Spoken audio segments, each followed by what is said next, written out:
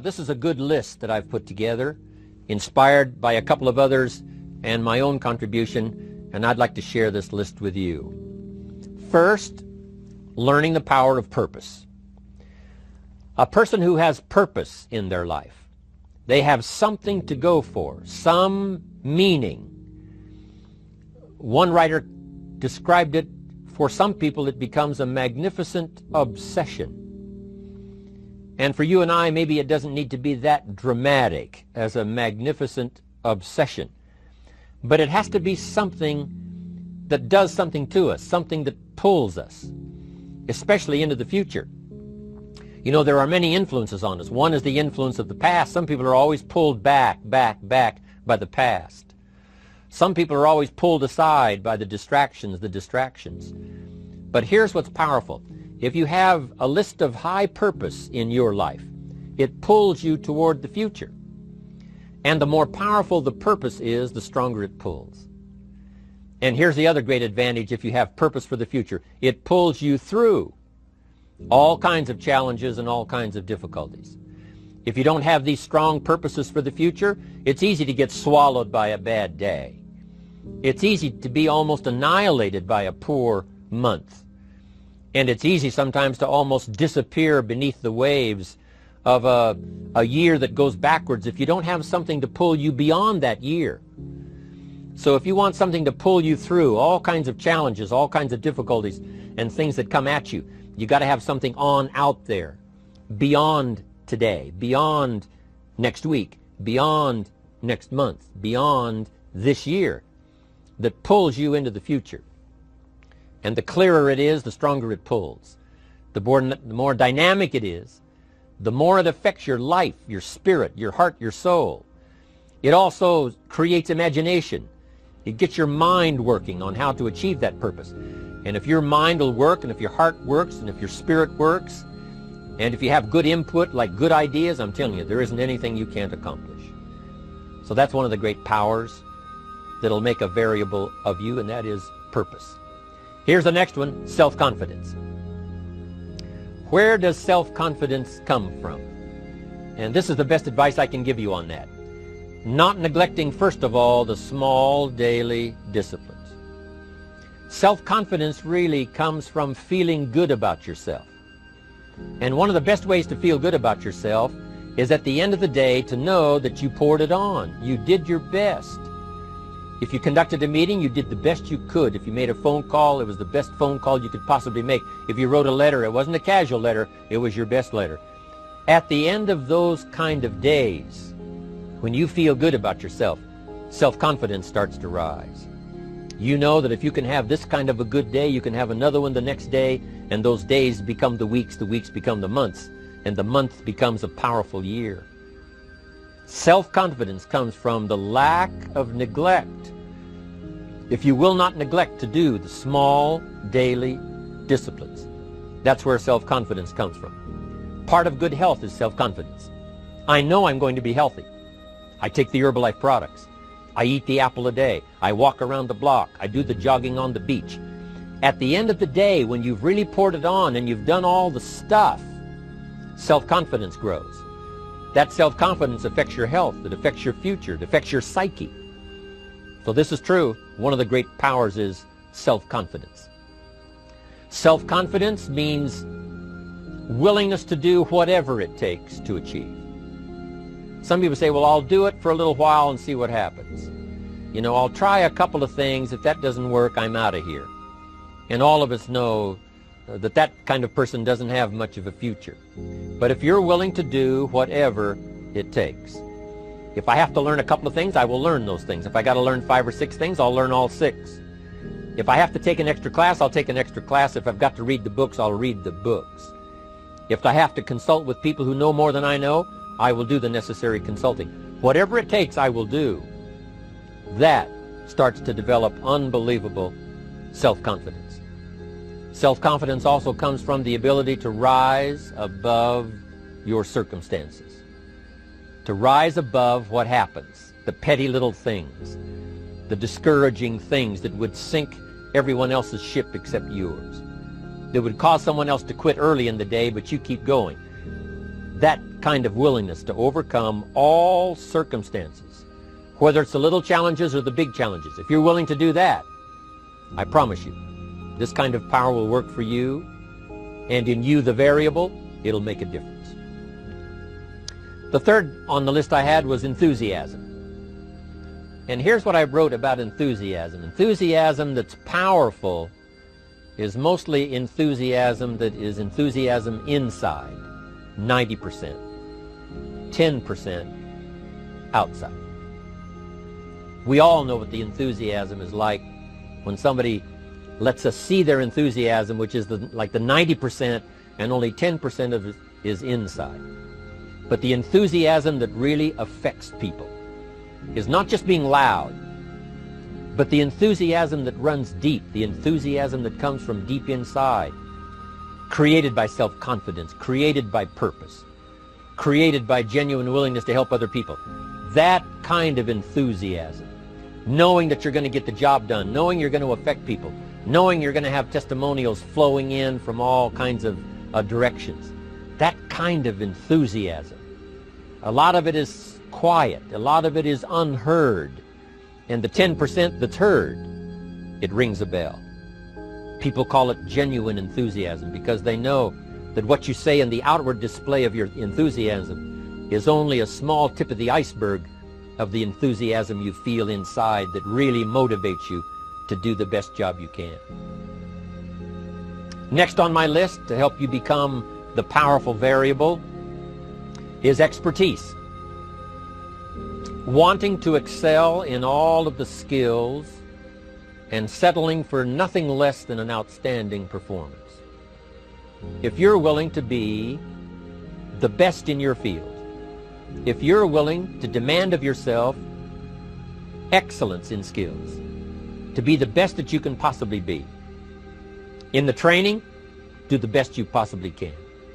In doing a workshop, do the best you possibly can.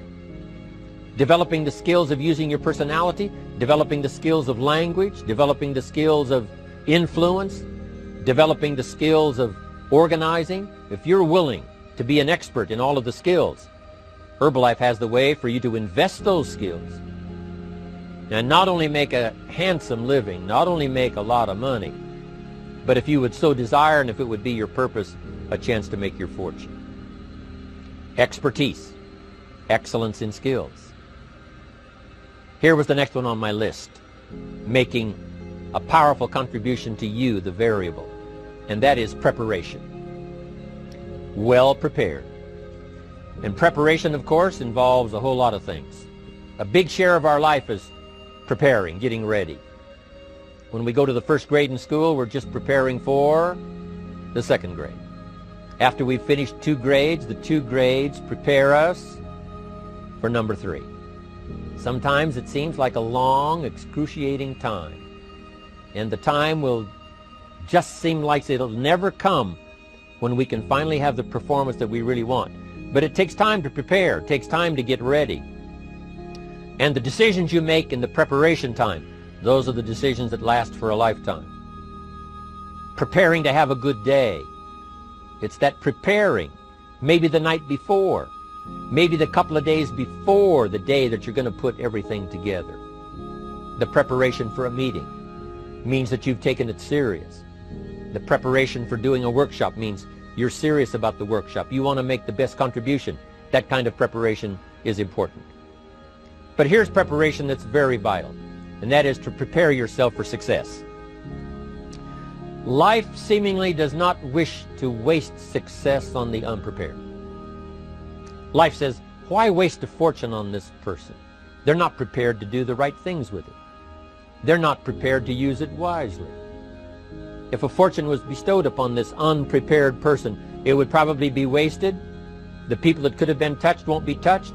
What could have been done won't be done because this fortune will have been wasted on the unprepared person.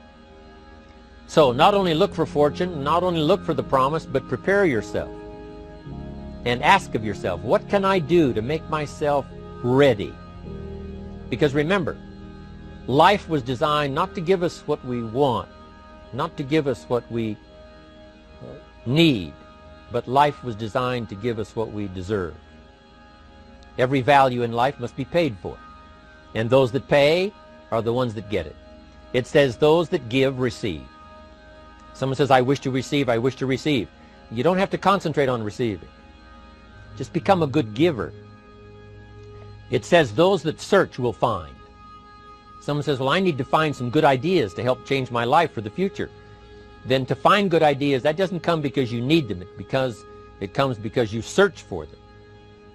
If you want good ideas, you got to go after them. You got to go to the class, you got to go to the workshop, you got to go to the training, go to the book, right? You got to go to the journal, right? Go where good ideas are being taught. Go searching, go looking, because good ideas are not going to be wasted on those that are not seeking, searching, well prepared.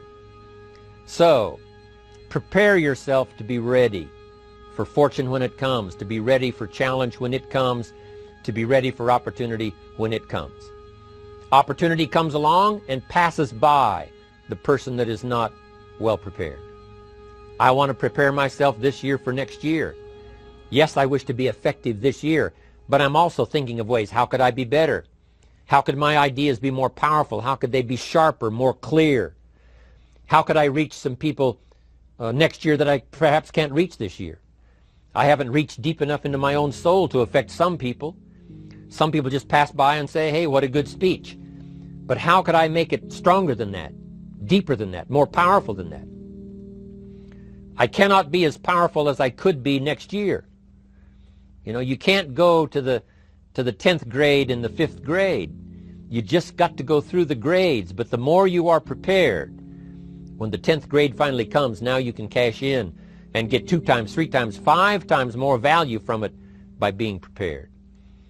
I want to do my best this year for Herbalife, but I also want to get ready for next year, 1999. And then when the year 2000 comes at the turn of the century, I want to be well equipped by language, by instinct, by temperament, by personality, by influence, to really be valuable the year 2000, 2001, 2, 3, 4, 5.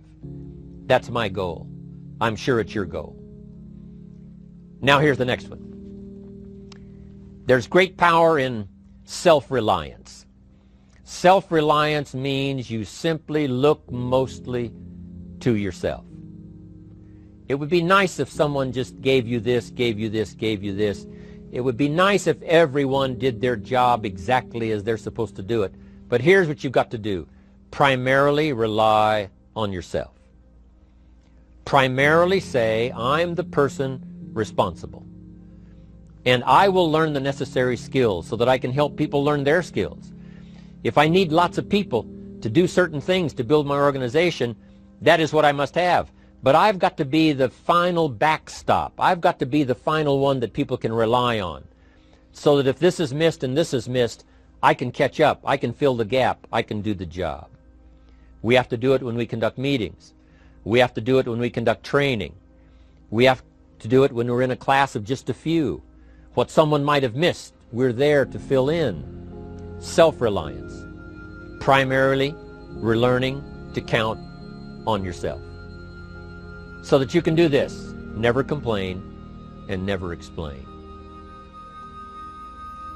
Here's the next key power, and that's image.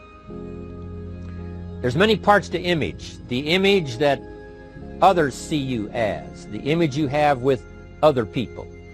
And it's very important how other people see you. If they don't see you as a leader, chances are they won't pay attention. If they don't see you as being in control, chances are they won't have the trust. If they don't see you as knowing where you're going, what you want to accomplish, they probably won't follow. But if people can see you, if you have the image of someone that's in charge, in control of your life, your future, your destiny, in control of the situation, if they see that, that kind of image is powerful. It helps to win the day. It attracts other people. People want to be around people that are in control, that are powerful, but they know how to use their power, influential, but they know how to use their influence. That kind of image is important. But here's a very important image, and that is your image of your self. The way you dress, the way you talk, the way you think, your capacity for learning, all of that is an important image that you have of yourself. The image that you have that if it needs to be learned, you could learn it. If there's a book that needs to be mastered, you could master it. If there's a skill that needs to be learned, why couldn't you get busy now and learn that skill? That kind of self-image, that I am continually trying my best to be the best I can. Because one of the most important places you have to look is into the future, yes. You've got to look into the past, yes. You've got to look around, yes. But one of the most important places you have to look is in the mirror.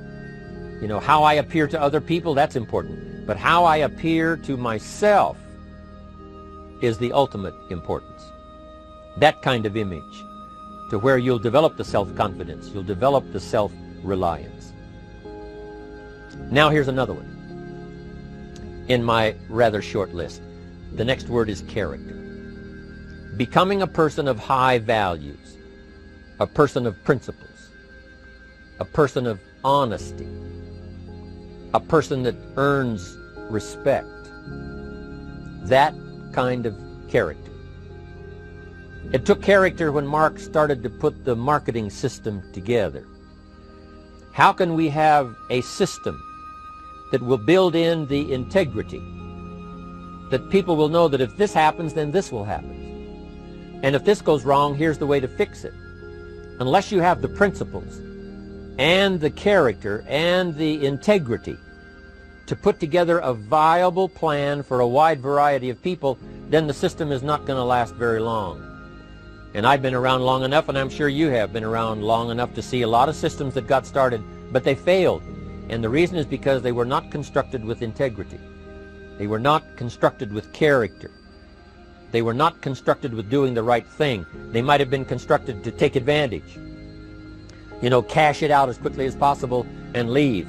Mark was involved when others took advantage of him all those years ago before Herbalife. When someone took advantage and didn't have the character, didn't have the principles, and didn't have the character to stay, the character to see it through, the character to do the right thing. So this is important, to develop the character within yourself, that people see you as honest, as fair, willing to do the right thing, willing to be helpful, but always willing to walk the center line, not to pass the line. When we come to an opportunity like Herbalife, especially multi-level network marketing, it is so dynamic, it is so powerful, and it is so possible in fortune making that sometimes people want to speed up the process by cutting the corners, by neglecting to do the right things, you know, to cheat a little here, you know, cross the line just a little bit, because then, you know, it'll grow faster and you can cash in quicker. Not necessary here. Doing Herbalife right will build your fortune longer and stronger than trying to cut the corners and not doing it right. If we'll have the integrity that Mark had when he started it, and keep perpetuating that we will do the right thing by the marketing system, the right thing by a distributor who has a customer and they take care of that customer belongs to that distributor. That kind of integrity in the marketing system, the kind of integrity we have among each other, the kind of character we have to rely on each other, because here's what we cannot do. We cannot do this by ourselves. Mark's got to count on me. I've got to count on Mark. We've got to count on the president's team. The president's team has to count on the chairman's club for advice and counsel. We have to count on the millionaire team, the tabulator team, the world team. We've got to count on the distributor. We've got to count on the distributor giving the right message to the potential customer. We've got to count on the distributor giving wise counsel to the new recruit, teaching them the right way, the Herbalife way, the principled way, the character way. Vitally important. Building and developing your own character. Now here's another one. It's called self-discipline. Self-discipline, all of us have a challenge with that. Because sometimes it's easy, and especially if you're working hard, doing the best you can, it's easy sometimes to let up and let it go. But remember, so many people, especially now that we're as big as we are around the world, are counting on what we do. At home office, they have to be careful. They have to be disciplined. It's easy for the person who ships the product from Herbalife says, oh, well, I'll wait until tomorrow to ship it. And then they go home and sleep like a baby. But the distributor who's waiting for that product doesn't sleep that night, or doesn't sleep when the product doesn't show on time. But if everybody will have the discipline to say, I will do the best job I can. I will make mistakes, of course, because we're all human, but I'll try to remedy those mistakes and do the best job I can.